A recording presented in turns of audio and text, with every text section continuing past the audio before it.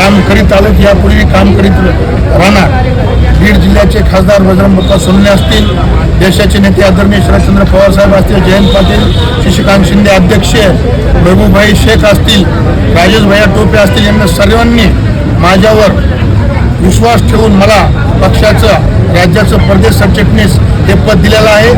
त्यांना टाकलेल्या विश्वासाला मी सुईच्या टोकाला सुद्धा तडा जाऊ देणार नाही. पक्षाचं एक निष्ठेनं काम करून येणाऱ्या नगरपालिकेमध्ये परळीची नगरपालिका आमच्या राष्ट्रवादी काँग्रेस पक्षाच्या ताब्यात कशी येईल, परळी भ्रष्टाचार मुक्त कशी होईल, सर्वांना सोबत घेऊन जे येतील त्यांना घेऊन, जे नाहीत त्यांच्याशिवाय राष्ट्रवादी काँग्रेस पक्ष परळी नगरपालिका जिल्हा परिषद पंचायतीच्या निवडणुका लढणार. या संदर्भात आपल्या पक्षाशी काही बोलून झाले काय? पक्षाशी आमची सर्व चर्चा झालेली आहे. पक्षानं सांगितलंय की आपली आघाडीचा धर्म पाळा, आघाडी करण्याचे प्रयत्न करा.